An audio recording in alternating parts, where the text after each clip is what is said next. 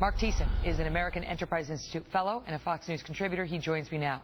Mark, so basically we learned this week that the White House has found a way to completely exclude the U.S. Senate from having any say on this deal. And he basically said, it's not a treaty, and you only get to approve it if it's a treaty. So it's not a treaty. Take that. And now he said, oh, but you, UN, I love your approval. Why? Why is he doing that? Well, first of all, I mean, it's an outrage that he would do this. What the president is basically saying is that I care more about the approval of the United Nations than I care about the approval of the elected representatives of the American people. He's not simply not going to Congress. He's going to the United Nations and seeking the approval of dictatorships like Russia and China while threatening to veto legislation that would give Congress an up or down vote on this deal. So this is what he's trying to do. It's an outrage, and Congress is right to be angry. He really doesn't want the United States Senate to weigh in on this. I mean, at all. I mean, he's making that very clear. And Kerry came out this week and said, you know, because if it was a treaty, the U.S. Senate would have to weigh in. They said, it's not a treaty. So there.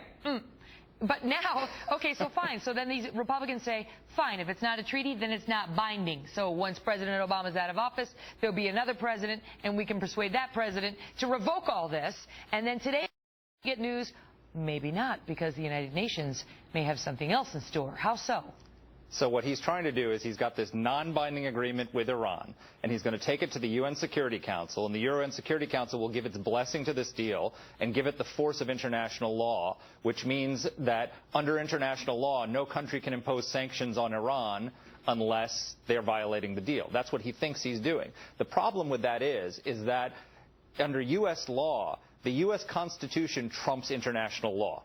The U.S. Constitution trumps the UN Charter. So the next president could come in and impose sanctions, notwithstanding what the UN may or may not be about to do. Actually, the Supreme Court has actually ruled on this. The Supreme Court has actually ruled that domestic international law trumps a ratified treaty. So even if this was a ratified treaty, if Congress doesn't pass implementing legislation to put this into effect, it doesn't have any force of law over U.S. domestic law. So why go to the effort? I mean, once basically the UN is going to do what it's going to do, why bother doing that if it can all be revoked by the next president?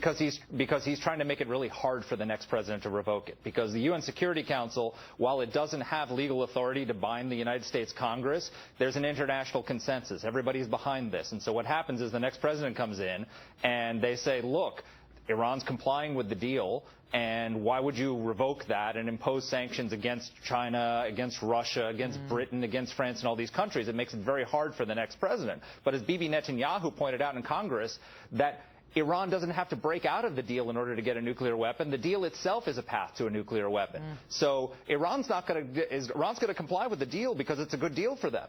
They don't need to break out of it. So it's going to make the next president's job very hard. And if the next president goes to the United Nations and says, and they say, hey, we signed this deal and you need to go along with the United States, the president will say, well, you're not the boss of us. I got to go. It's true. Everything could be short formed by like if you are the parent of toddlers, you can all be short formed into like every message you give to your kids. Mark, good to see you. Thanks, Megan.